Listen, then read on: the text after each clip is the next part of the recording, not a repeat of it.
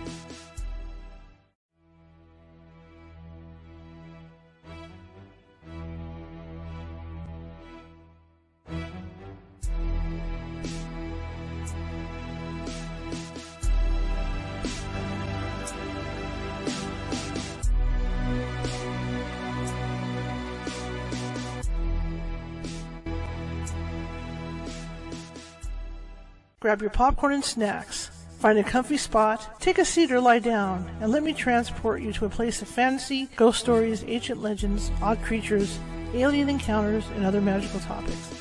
You may even decide to join the conversation. From faraway lands to your own backyard, with a small dash of pixie dust. Turn out the lights and open your minds. The journey is about to begin.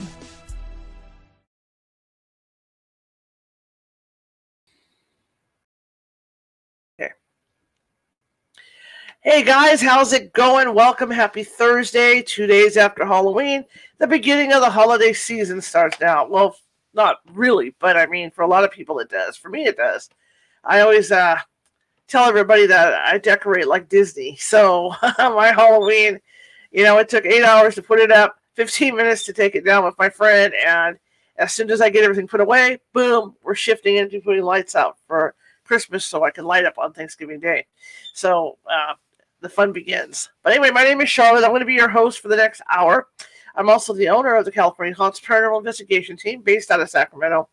We're 45 strong up and down the state, which means if you have or you think you might have an issue, whether it's demonic or paranormal, you can call us. All right. It might take us a while to get to you, but we will get to you. It might take us a couple days. In the meantime, we can have one of our mediums call you and talk with you, and in most cases, they can settle things down. But if it is something that's demonic, we always bring in clergy to help us out to take care of that, because that's what it takes to get rid, to deal with demonics is clergy. I just can't go in as a layman. Anyway, if you're watching from Facebook today, and a lot of you are, and you haven't done so already, please feel free, and you like what you hear today, because we're going to be talking about giants. If you like what you hear today, please feel free to follow, because I'm always looking for followers, and the more the merrier. And please feel free to comment and show me some love with some thumbs up and some happy faces and things like that. If you're watching from YouTube, same thing. I have over 700 videos sitting at YouTube, all varying topics, including this topic from a couple of people. And I have them all. I have them in categories. So all you have to do is click on it. If you like Medium Nancy Matz, click on that category and in you go. If you're into UFOs and all that, click on that category and in you go, et cetera, et cetera, et cetera. So head on over there, and if you haven't subscribed yet, please do that. I mean, it doesn't cost anything to subscribe, and it's a fun station, because I not only do that type of videos, I do fun stuff. Like I do baking things. I do all kinds of different things. Christmas, we're going to be building gingerbread houses together and some Lego stuff, and yeah, so we're going to be doing different things. And I'm going to be looking at some paranormal equipment. So I'm going to be doing reviews on that. And I've been doing this. Remember, guys, I've been doing this for 18 years as an investigator. So I know a little bit about equipment. So I'm going to be doing that. Okay. Well, that being said, if you're watching from TikTok, same thing. All right. So you can find us on YouTube at youtube.com/@California Haunts Radio. You can find us on TikTok as California Haunts. You can find us on Twitter as California Haunts. You can find us on Twitch as Cal Haunts. Facebook, you can find us at California Haunts Radio, and the Sacramento Seers, and that's Seers, as is ancient Greek Seers. All right, here we go. I love this topic, and it's very controversial. The last time I had someone on talking about the Anunnaki, I ended up with a strike on my account, which I was on probation, and I was off the air on YouTube for 7 days. And I ended up on probation with YouTube for 90 days. So I finally came off probation, and here we are again. And it is a controversial thing. A lot of people, especially different religions, don't think that this stuff actually occurred. But, I mean, there's those caves in Arizona, that cave in Arizona that was found. And they went ahead, found these 7-foot tall people, 8-foot tall people that thought were giants, the bones. Sent them off to the Smithsonian, and miraculously they disappeared. So I believe, that any of this is possible. I always have an open mind, and that's one thing as a paranormal investigator that we train for our team, is that if you don't go in with an open mind to look at different subjects, you might as well not go in at all. Because, if you're going to go in with a closed mind, So I'm just going to put the word out there, and I understand there's going to be people that aren't going to appreciate this show. There's other shows to watch. You don't have to stay here. If you don't like the topic, go. Okay? You don't have to stay. There's thousands of YouTube. There's thousands of TikTok shows you can watch. So we're just going to leave it at that. Like I always say, my TikTok channel is PG-13, bordering on R, and this is an adult channel as well. So, yeah, that's how I feel about this. So anyway, without further ado, my guest is Douglas Van Dorn, and he can tell you about himself, and then we're going to be talking about giants. So here we go. Good morning, sir. Good morning. early in the morning here for both Early of in us. the morning here too. I was up real late last night, and I thought, "Oh my God, why did I do this?" when I woke up today. So tell me about you, sir. Yeah, tell me about you. I'm out in Colorado, born and raised out here. Sounds like you could have a franchise with what you're doing. Take it to all 50 states. I'm working on it. So I'm a pastor and an author, and been pastoring a Baptist church for 22 years. And I've written about 10 books, and I guess the one that's done the best is the book on giants that I just released the 10th anniversary edition of. How did you get into looking into giants? Whoop, wrong button. Sorry, sir. It flipped it on me. Even it does that. Let's see, where is it? Come on, I know you're here. So tell me how you got into giants, or looking into giants. Well, it was kind of accidental, I suppose. I had come across a fellow who had done Coast to Coast a bunch of times, a guy named Michael Heiser. And he was a scholar that had done his work in Old Testament ancient Semitic languages. And he had this book that he was giving away for free. This was probably close to 15 years ago now. And I don't remember what brought me to it exactly, but I started reading the thing. And in it, he talked maybe 2 or 3 chapters about giants and stuff about the angel of the Lord, kind of all kinds of Old Testament stuff. And I had nobody to talk to about this, and it completely blew my whole worldview. I mean, it was absolutely mind-breaking is what it was. So I just started writing because I didn't have anybody to talk to about it, nobody to bounce ideas off of or whatever. Most people don't take the view that I hold in my circles with what the giants are and where they come from in the book of Genesis. So that was kind of the start of it. And then as I wrote the book, I thought, well, this might be able to sell a little bit. So it did. And I guess I've kind of become known a little bit for that around the podcasting universe. Now, you said yourself, I mean, this isn't everybody's cup of tea to discuss this. Why do you think that is? I suppose because it's a weird topic and most people don't want to touch weird topics. People don't know their history. That's another thing. They don't know the history of the interpretation of this in the Bible. It freaks people out.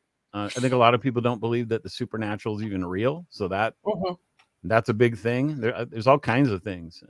People are afraid of where it might lead logically, I suppose. I could think of a bunch of reasons. Well, I know, like I said, the last time when I had somebody on about this, I got banned for 7 days because, people, like you say, people just don't understand that, we're just trying to, broaden people's minds. We're not trying to force anything down their throat or anything. But I mean, like I said, like with me, the proof was in the pudding when my friend was talking about the cave in Arizona, up in the Grand Canyon there, and then the bones disappear and all that. But he definitely, found there were bones definitely found up there. Do you think they're ever going to find true proof? I think they've found true proof. It's not just the Grand Canyon, right? There are newspaper articles that go from around, I suppose, late 1700s, and you can actually find them in local small cities, especially in New England. They go way before that, but you have to go into the little local library to dig them out. But from late 1700s to the early 1900s, we have thousands and thousands of people going into these burial mounds that are littered, especially in the Ohio Valley. And these are not just people breaking into a mound to see what's in there. These are archaeologists. These are biologists. These are medical doctors. These are people who know what skeletons look like, and they're all reporting the same thing: skeletons between 8 and usually probably the high end is about 12 feet. They're usually buried in some sort of ceremonial garb, like they were very important people. They'll talk about the size of the heads. They'll talk about the length of the bodies. And then they just kind of mysteriously vanish. So it's actually become a conspiracy theory that the Smithsonian's behind a lot of it. And I think there probably is something to it. There might be. There just might be. The other thought that came to mind while you were talking is, the the story of giants goes way, way, way back. I mean, we're talking Greek and Roman times. Even with the mythology. I mean, that they were talking about giants. And so it's not like this is just like cropped up like in the 1700s or something. This goes way back in history. Yeah, it does. And biblically speaking, it goes back before the flood of Noah. So, it starts in Genesis chapter 6 with a little preface, which talks about these people called the sons of God, seeing that daughters of men are attractive. And so they take them as wives. And then they give birth to these beings called Nephilim. And so, the big debate in Christian circles is who are the sons of God. And the tradition for 1600 years has been that they're basically believers and they're marrying non-believers. And you find that stuff later in the Bible with the Jews, but that's not what's going on here. And nobody, and I mean this quite seriously, nobody in the early church for the first 3 centuries and nobody among the Jews for 4 centuries of writing that we know about, and this includes 50 different materials that we have. 0% of them take that view. 100% of them take a supernatural view that these sons of God would be, actually they'd be the equivalent of the Anunnaki. They're called watchers in some places, and you can consider them fallen angels. And they come down on this mountain in northern Israel, which is the tallest mountain in the region, called Mount Hermon. And that they actually found an inscription in stone back in the late 1800s that they took to the British Museum. They had to shave the thing down so that it could be carried. But the inscription said something like, "Those who take the oath are cursed," or something like that. And in the book of First Enoch, which was a Jewish book written probably 2nd or 3rd century BC, the story of this watcher fall, or whatever you want to call it, in Genesis is expanded like hugely. And they actually have a line that says almost exactly what this inscription said. So this was found at 9,000 feet on the top of Mount Hermon. And the whole tradition is that they came down on this spot, which is a really weird place because it's on the 33rd degree latitude parallel. And according, I think, to the old Paris meridian, it's actually on the 33 longitude as well. So some really weird stuff going on there. That whole region today, what the Golan Heights is what it's called, but in ancient days it was called Bashan, and Bashan means the place of the serpent. And these beings are often identified as serpentine looking, and so their spawn. The idea was that when they gave birth to these creatures, because the fathers were from heaven and the mothers were from earth, they didn't really belong anywhere. They became giants. When they died, they became the demons, or at least the demons of the New Testament, the evil spirits, the unclean spirits.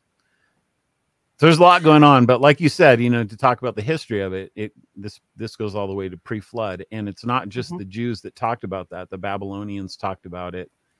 The Canaanites talked about it, and then that made its way over into Greece and Rome after that. Well, when we tell you, there's just hearing you talk about it right now, and them being serpent-like. I mean, I can see where the controversy is coming from on this, because of course, Adam and Eve and the serpent and the apple and all that, and that might be partially where people are uncomfortable with the story. It makes more sense that way. Yeah, the serpent with Adam and Eve is interesting, because if he's of the same class of creature as these sons of God are, and I believe that he is, then people are reading it wrong, because they're reading it like there's a talking snake or something, and Eve is just talking to a talking snake. But that's not really the idea. The idea is that she's talking to some sort of a serpentine being, like an angelic being that has serpentine qualities. He's deceptive. He's full of witchcraft in the way that he thinks, and he might even look serpentine. So there's definitely a play on words going on, even in the Adam and Eve story. And so I get the problem with a talking snake, but if you have any conception at all of other life in this universe, it's not hard to think that there's angelic creatures and that some of them are bad. And that's really what what's going on in the early part of Genesis. How hard was it to do the research for this? Well, it wasn't hard. It took a long time. I mean, when you know how it goes, when you love something that you're doing, it's super fun. But I took deep dives. I mean, I've got this thing heavily footnoted, like it's some sort of a textbook almost. So I put the footnotes at the end so that it wouldn't drive people crazy. It reminds me, you said deep dives. That's me late at night on the internet sometimes, because I'll get a guest on or I'll get a topic on, and the next thing I know is 5 hours later because I'm just going down the rabbit hole finding stuff. Left and right. And there's a ton of stuff to find on this topic. Out of all the stories, about these, I'm going to say alleged giants so that people don't get on me. But what sticks out most to you? In the Bible, there's a couple of them that I think people are at least one that people are familiar with. The story of David and Goliath. Goliath. Right. It depends on the manuscript that you're reading. He varies anywhere between 6'8" and about 10 feet tall. I grew up hearing that he was 10 feet tall. I tend to think he was probably 9 feet or something like that, just based on the royal cubit in Egypt and the way, just doing some textual criticism. But everybody's heard that story. But what they don't realize is that Goliath is given a genealogy. We're told where he comes from, and we're told where he lives. And when you start tracing that back to earlier parts of the Bible, like the book of Joshua, and figure out who his father is, then you start to see that, oh my goodness, he's actually coming from this group of beings that are they were kicked out of the promised land by Joshua. They were fought by Moses. They go all the way back to the days of Abraham. Like people don't realize this. They're reading these names in the Bible, like the Rephaim and the Anakim, and they just have no idea what they are, but they're actually giant tribes. And we're told this in the book of Deuteronomy, chapter 2 and 3. And in chapter 3, you have this guy named Og. And there's all kinds of funny traditions about Og, that some of the Jews have this fairy tale that he hitched a ride on Noah's Ark. He was so big that he rode a unicorn, and he was able to hang on to the ark, and Noah fed him through a hole in the ark and stuff. But the text tells you that he had a bed that was 13 feet long, 7 feet wide, something like that. And then Moses ends up fighting him and killing him. When you think about this, and maybe when people think of giants, again, like you talk about David and Goliath, you talk about Gulliver's Travels, even though those were little people, still he was like this gigantic guy. But you look at like today, okay, when you think about history, people weren't as big or tall back then as they are now. Because people are definitely, that's true, yeah, right? Yep. Right. So when these 9-10 foot guys would show up or whatever, I mean that was giants to them. And when you think about like currently our basketball players on the basketball teams and how big those guys are, and some of our baseball players and not, it makes sense. It makes sense back then that's how people would see it. Oh, sure. And even our basketball players, our tallest basketball players, you got a tall, lanky one like Manute Bol back in the 80s, who was 7'9" or something, but he was a little spindly twig is what he was. But you get somebody like Shaq, who's just solid, he's only 7'2". So now go another 2 feet higher, probably 2 to 3 feet higher. And that's how big these skeletons are said to be.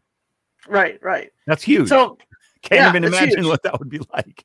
It's huge. And like I said, you got a lot of things that people have to remember is not everybody was 5'11", towards 6 foot back then. I mean, people were pushing, 5'5" or, down in the floors back then.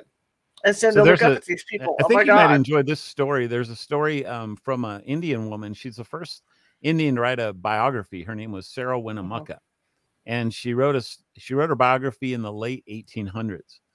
And she lived in Nevada. In fact, there's a town named after her called Winnemucca, Nevada. And so she tells this story of how she was handed down this red hair for generations, and it ended up in her possession.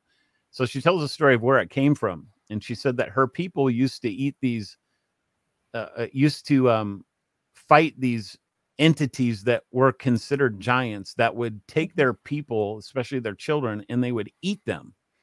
And it got so bad that they ended up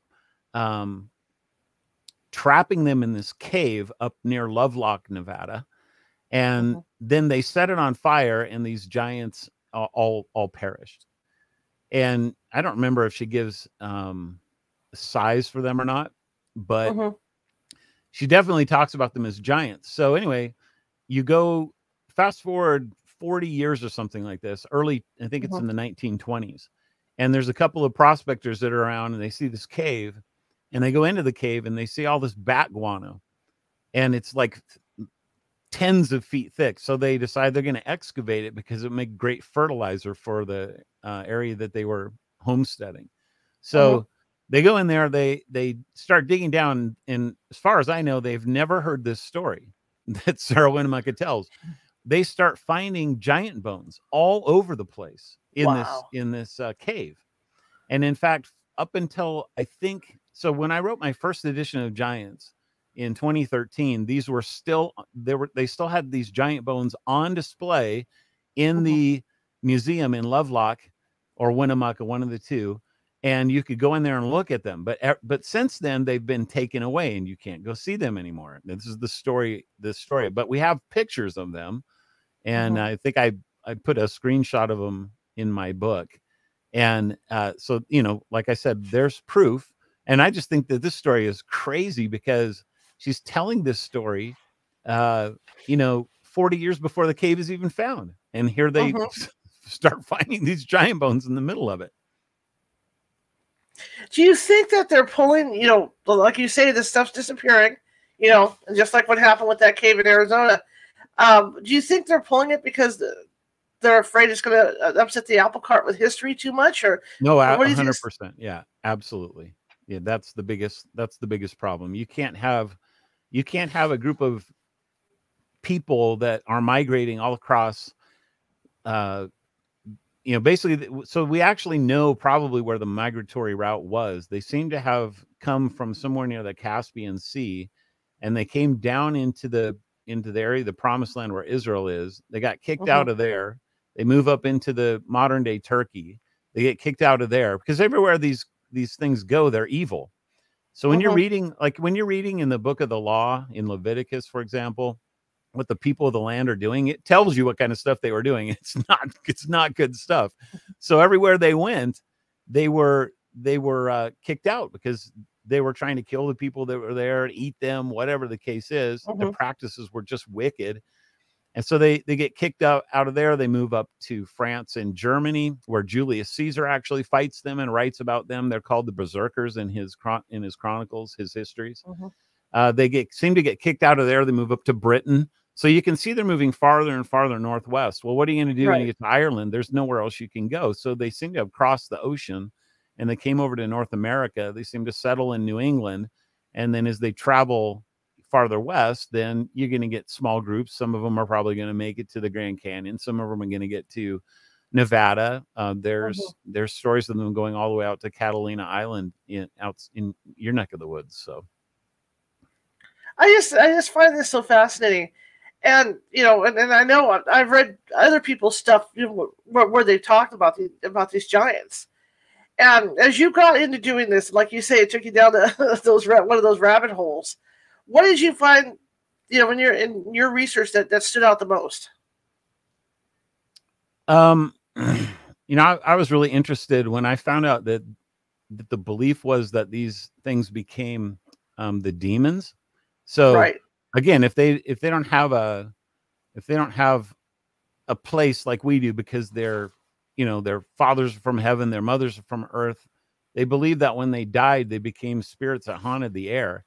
So I mean, I always wondered why in the world would you have in the Old Testament, you don't find any demonic stuff really. And all of a sudden when Jesus comes along, he's fighting demons everywhere he goes. This is really weird. And especially doing it when you start looking at the geography, the first 3 years of his ministry until the last few months are up in this very region where they were all said to have settled. And so here he's exorcising demons and confronting them. Well, this actually plays into a storyline that goes back to the very beginning of the Bible in the Garden of Eden, when Eve falls into sin and she's tempted by the serpent. God says that he makes a promise of the seed. He said there's going to be seed wars. So your seed is going to fight the seed of the serpent, but your seed is eventually going to crush the head of the serpent. So you can actually read the Old Testament as this war between these seeds. It pops up again in Genesis 6 when the Nephilim are on the earth. God destroys the earth, but he saves 8 people. You come to the stories of Abraham. He ends up fighting all these giant clans who end up settling in the land. And then when Moses is told to go in and conquer the land, it's filled with giants. So he has to kick them out of the land. He has to destroy them utterly. Joshua goes in, does the same thing. David goes in, does the same thing. And it's like, you read this, and first of all, you don't even realize that this is part of the storyline because you don't know who these characters are that are in the story. Right. But then it's like it just ends. However, if you understand that when they die, they become the evil spirits. Now all of a sudden, the New Testament is actually picking up the very same war, with Jesus being the ultimate seed of the woman who crushes the head of the serpent. And one of the ways that he's doing this is by casting out these evil spirits without even, he doesn't have to perform any kind of lengthy exorcism like you find in Hollywood movies with the Catholic Church or whatever. He just says it and then they go away. So, to me, that's absolutely fascinating. And that's kind of the way that I ended up writing the book. And how, like I said, like I asked earlier, as far as doing your research, like you said, it took a really long time. How were you able to sort through all that? Like you said, you were putting notes off to the side so people weren't confused. It must have been hard to sort through like all that ton of stuff. I mean, it wasn't easy, but I kind of have a systematic mind, and I decided to go basically from the beginning of the Bible to the end of it and try and make sense of the storyline that I was reading. And since it's what I do as a pastor anyway, at least I knew the stories that I was reading, so that helped. I think some of the fun stuff was really getting into where they went after, Joshua kicked them out of the promised land, and kind of that migration that I told you about. I ended up spending hours and hours looking at that, thinking through that, finding scholars that talked about the migrations, and it's just fascinating to think that they actually came all the way over to a place where we live today, and that most likely these are the descendants of the entities that were in the Bible. But the stories that you were able to read, like, for the stuff over here, I love the one about eating the children. Are there any other reports of them? Because obviously they were living among us at some point here, in this continent.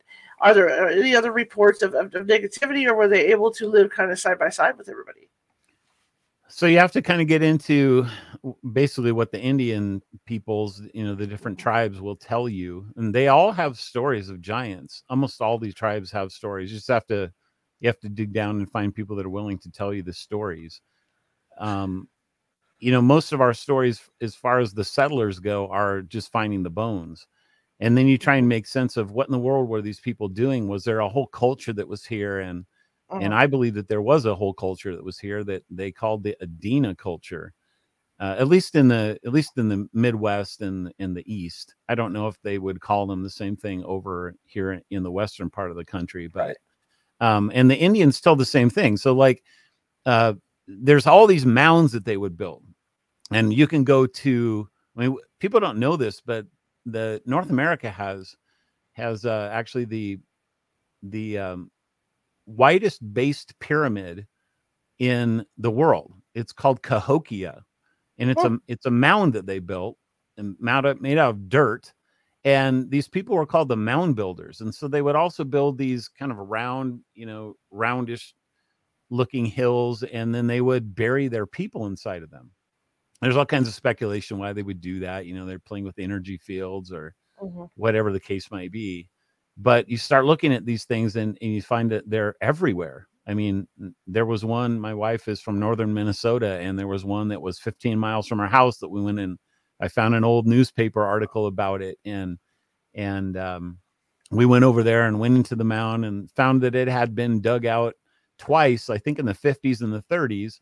But then I found an article that said it was dug out in the late 1800s that none of them even knew about, but yet their own, Minnesota Historical Society is where I found the entry. So, yeah, it's crazy to think about just how advanced and widespread these people were.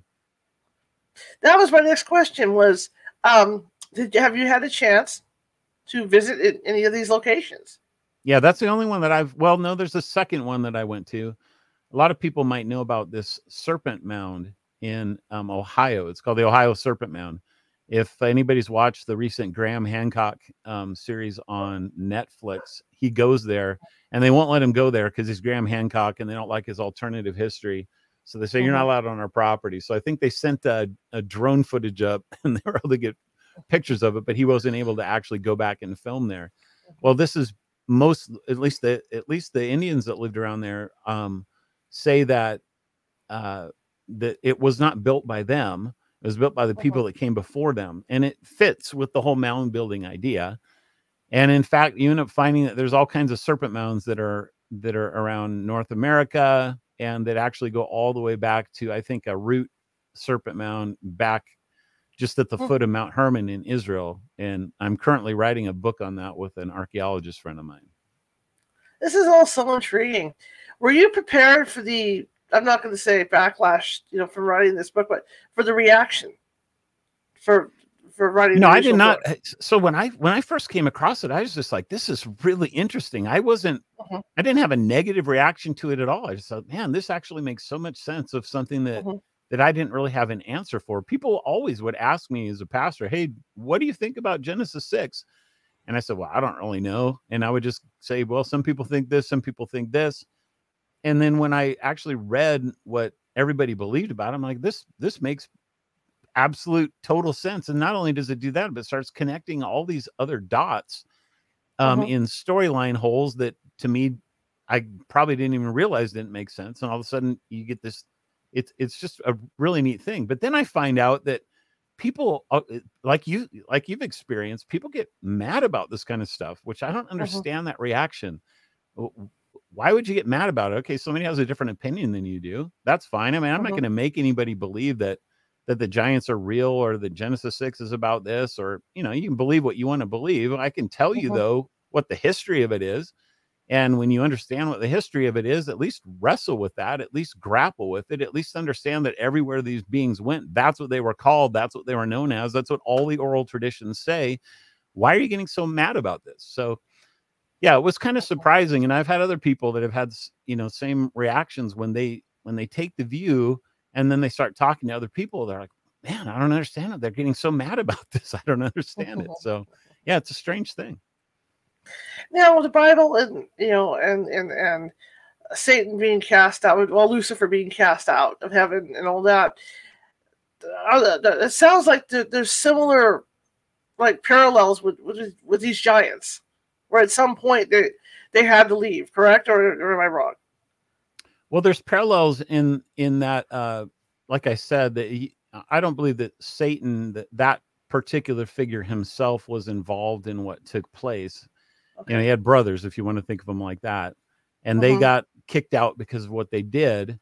So the analog would be that these creatures, their spawn, their offspring, became just as evil as them, and so they're embodied creatures. The giants are physically embodied, and they're here on the earth. It's not like they can disappear, at least like angels are said to do, and go up to heavenly realms, or however that works. I have no idea how that works, but angels are kind of like they're here and then they're not here. But these giants are here all the time, and so of course they move into a land, and it's not just Israel. Again, go back to that Deuteronomy chapter 2 passage, and you find that all the nations that are around Israel are said to have exterminated them too, because of how wicked they were. So, yeah, pretty wild stuff.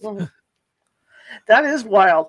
And to think, like you say, it goes all the way back into history. Not only biblical history, but even for maybe further back than that, for as far as we know.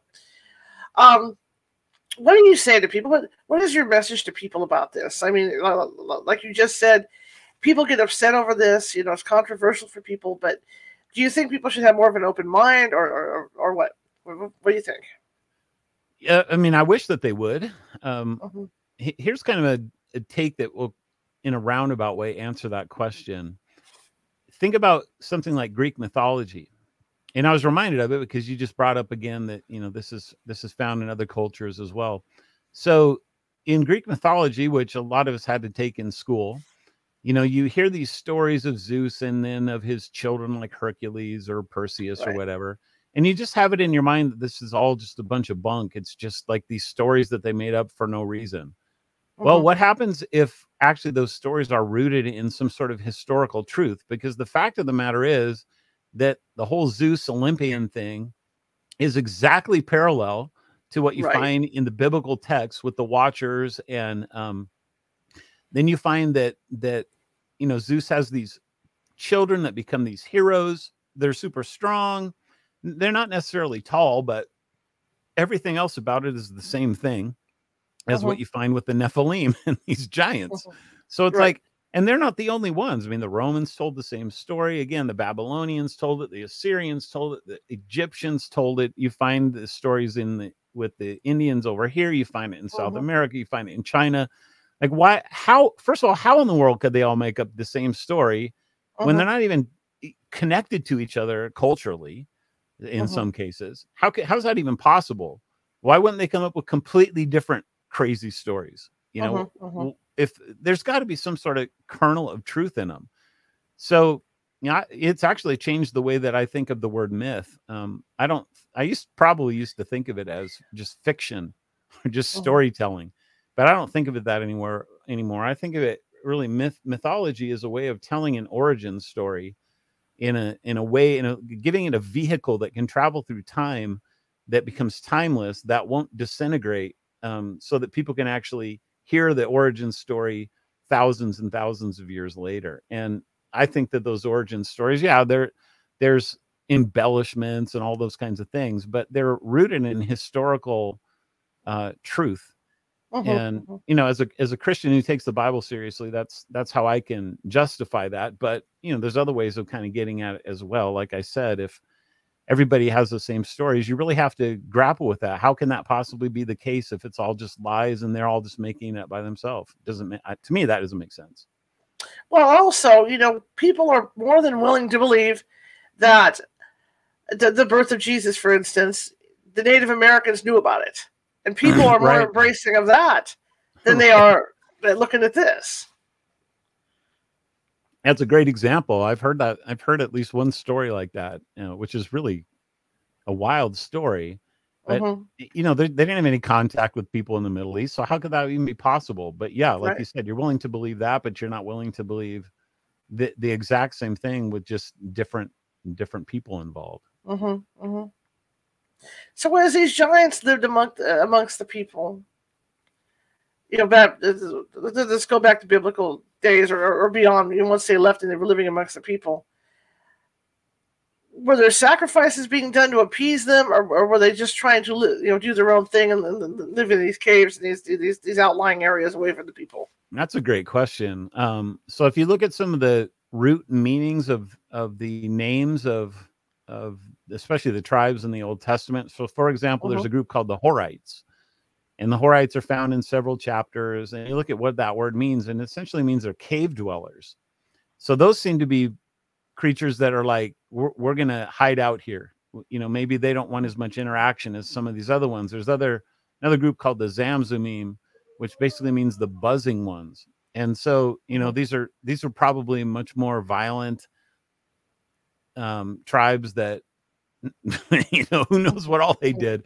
I think that the sacrificing was going on in several ways. I think that the people might have been sacrificing to them, because it's natural for people to see an entity that's so tall and so powerful, whatever, you can sacrifice to them. But I think that the sacrifice goes beyond that to the gods themselves, to the angelic fallen angels that I think most likely, in fact, not most likely, I really very strongly believe that the giants themselves were offering sacrifices to their fathers, and that practice was probably emulated by the smaller people that were around. And I don't think this was confined to Israel. I think you find it around the world as well. Mhm, mhm.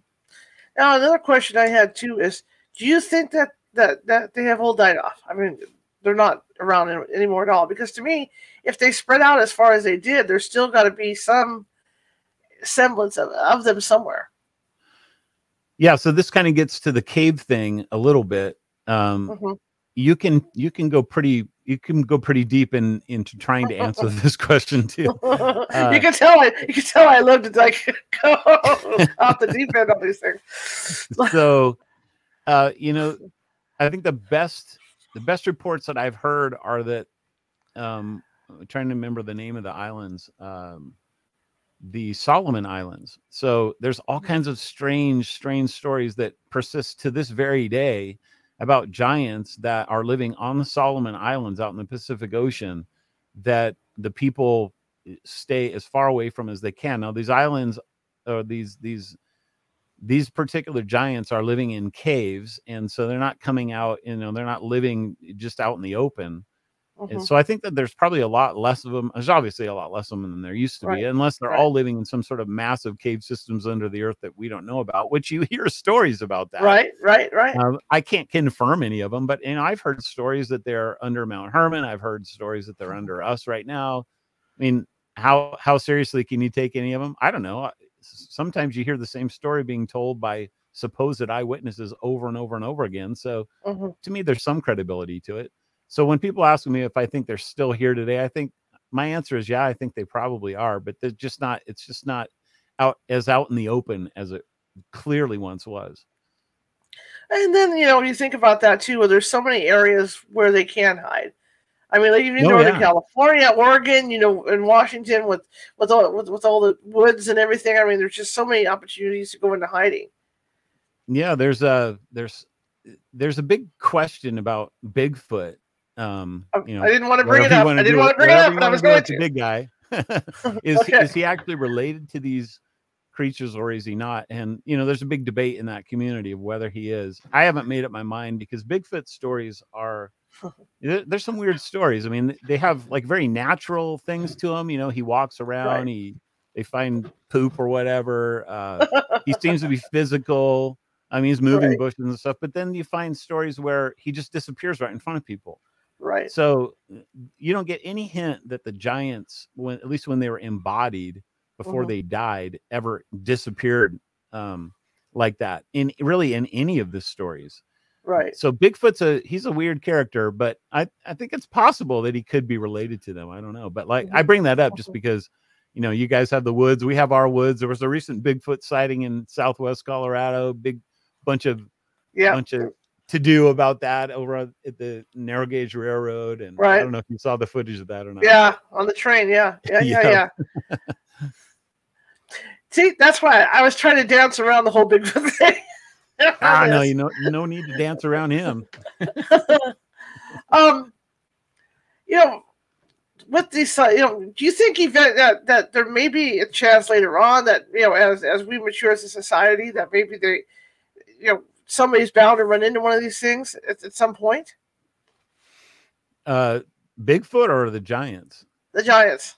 Yeah, I mean, it depends on who you mean by someone. I think plenty of someones have already done that. It's just that Mhm. nobody takes them seriously because they're, some village girl living in the Solomon Islands or some little family that's obscure that nobody Mhm. cares about because they live in a little tiny hut made of reeds or something like that. Anybody famous over here, it's not going to happen out in the open. I promise you that. Mhm. But maybe they're interacting with them under the earth. I don't know. Mhm. Well, like you say, there's so many stories of beings being under the earth. I mean, that drags into another rabbit hole with the reptilians and Mount Shasta, and you got all this Sure. going on. Yep. Could maybe it's not what people think it is. Maybe it is these giants. Maybe it's not the reptilians. Maybe they can change shape and form. Because I mean, the reptilians, of course, are reptilians. Snakes are reptiles. So maybe there's a kind of link to this. Yeah, I mean, again, there's debate in at least my community over the reptilians. I tend to think that it's at least very plausible that the reptilians are the same species that we find in the Old Testament with these serpentine watchers, these Anunnaki, these sons of God. I don't have a problem logically. I don't have a problem theologically with that. So if they are, then that makes the things at Mount Shasta and whatever else really quite interesting to me on that kind of a level, which is why I entertain the thoughts, even though I'm supposedly just a straight-laced pastor. So, well, that brings the reason too, because the reports on the reptilians is that they are more, I don't want to use the word violent, but they're more pushy, angry, and that sort of thing. So if there is a relation there, that would make a lot of sense. Yeah, it makes sense to me for sure. Yeah, absolutely, absolutely. What do you say to people that don't want to listen to this topic? I mean, like you said at the very beginning, it's not for everybody. People don't have to listen to it. So I don't care. I mean, you can pay attention to it or not. To me, it's relevant on a spiritual level and a supernatural level of evil.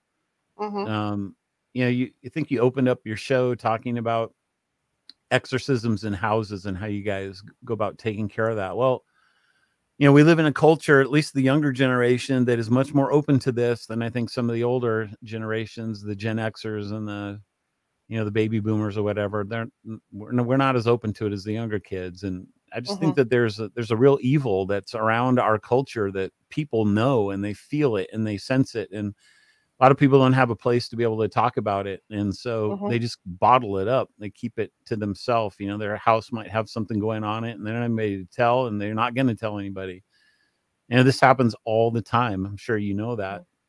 So, I mean, people can close their eyes to that. There's not much you can do about that. I wish that they wouldn't. I wish that they would take real evil seriously. But all you can do is talk about it and let people know that, from my perspective, I try and bring this a sanity, just a textual, biblical, hopefully scholarship to what people have believed, what the text actually says, and then move out to other places that are telling similar stories and say, look, this isn't just magic and make believe and just people creating crazy stories just because they want to scare somebody or something. This is actually what people believed, and everybody seems to have believed it. So I would just hope that a little bit of persuasion and getting people to think a little bit more openly. If somebody's made it this far into the program, then they're probably a little bit more interested than somebody that just shut it off right at the beginning. So, yeah.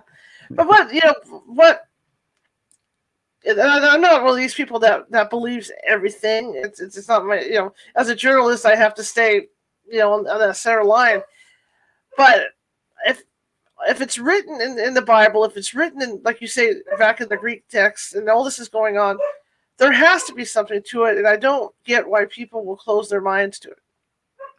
Yeah, maybe it's just fear. Maybe it's just they haven't had it in their own experience, so it can't possibly be real. Why can't somebody else experience it and it be real? Why do you have to experience everything? I don't know why people, there's all kinds of different reasons for it, but like I said, we can just talk about it openly and let people know that there's a storyline. And I do it as a pastor and as a Christian to let people know that there's hope beyond the evil. I believe the main storyline of the Bible is that Christ defeated these guys and that he shows himself to be King of Kings and Lord of Lords, and that anybody who trusts in him, they're not going to have to fear this kind of evil. I mean, and a lot of people are fearing this stuff, and they don't need to if they turn to him.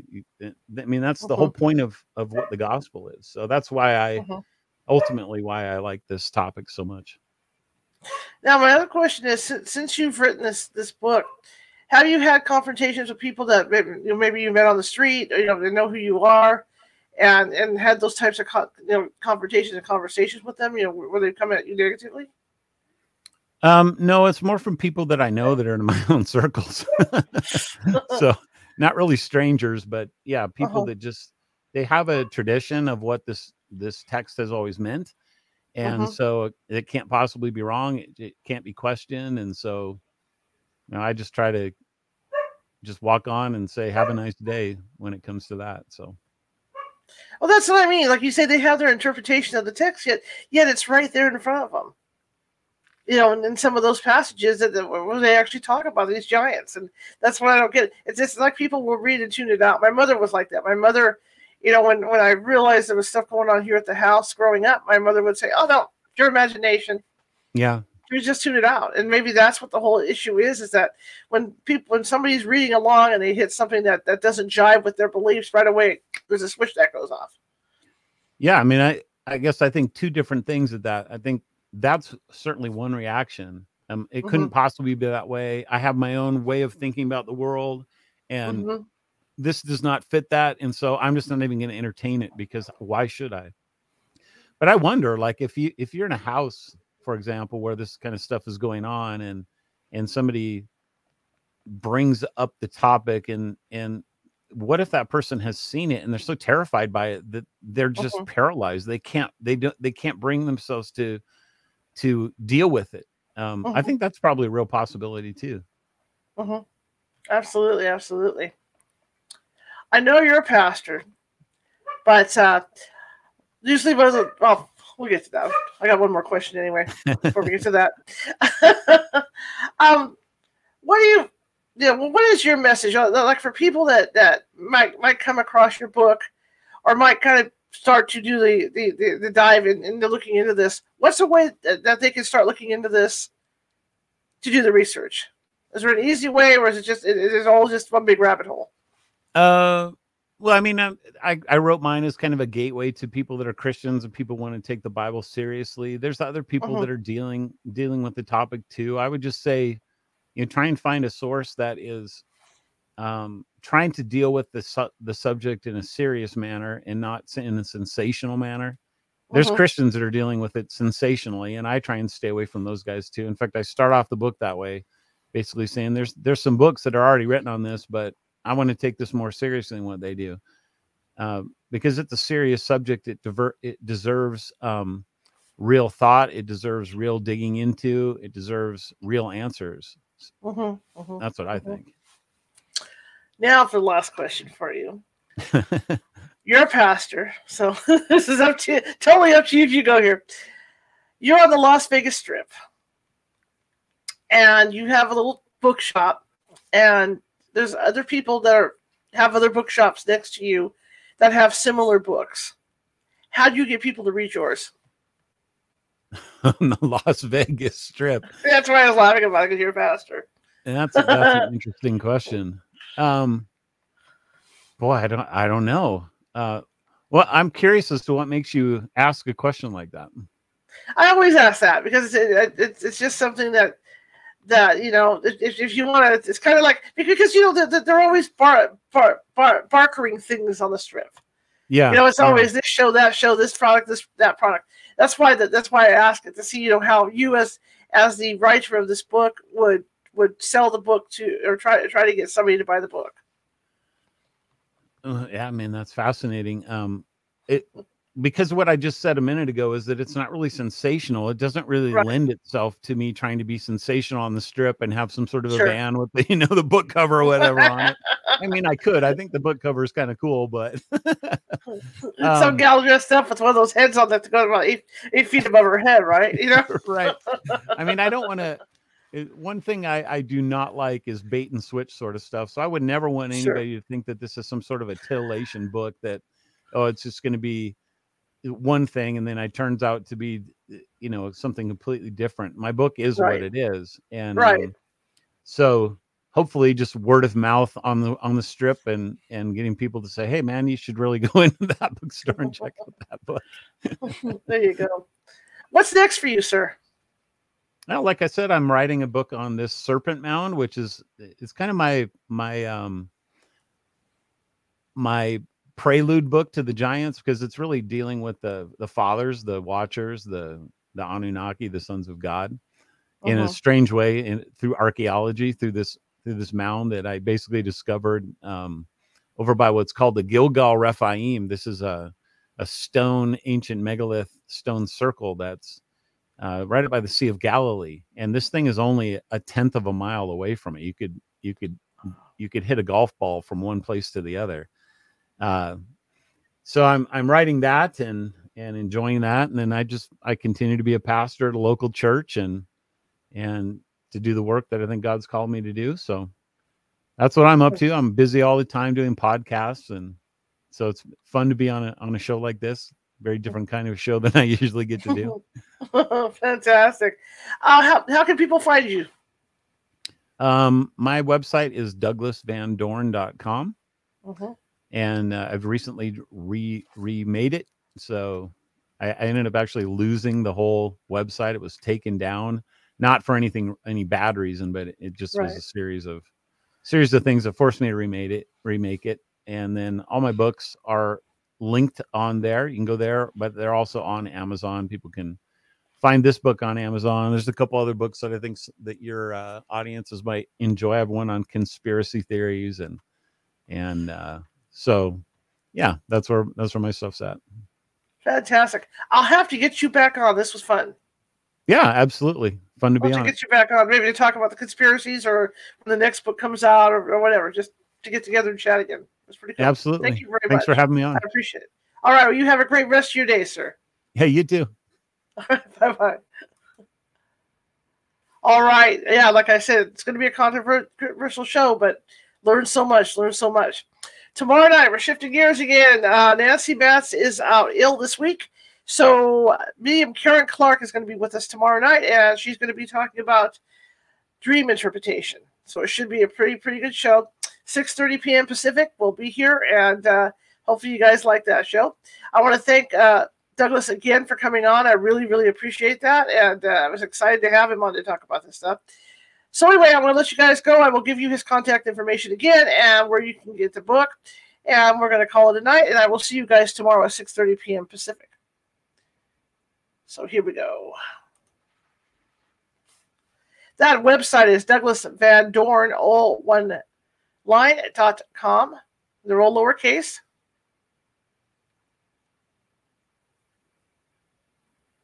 And the book is Giants. And as he said, you can get that at his website or Amazon. See, I'm ahead of myself. But yeah, at his website or Amazon. Alrighty then. Again, if you like the show, share it with 5 people. If you hated the show, share it with 5 of your enemies. We are equal opportunity here at California Haunts Radio. Just trying to get the word out of our little old show. All right, guys, I'll see you tomorrow, 6:30 p.m. Pacific. Have a great evening.